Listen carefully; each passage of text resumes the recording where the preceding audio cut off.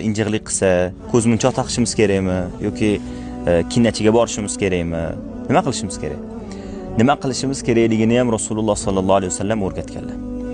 Rasululloh sallallohu alayhi vasallamning nabiralari bor edi, Hasan va Husayn degan.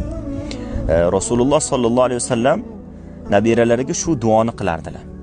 Va aytganlarki, Ismoil va Ishoqqa otalari ham shunday duo qilardi deganlar. Ya'ni Ibrohim alayhisalom ham xuddi shu duoni qilardilar.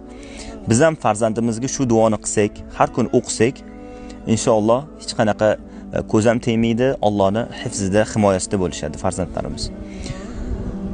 Duo.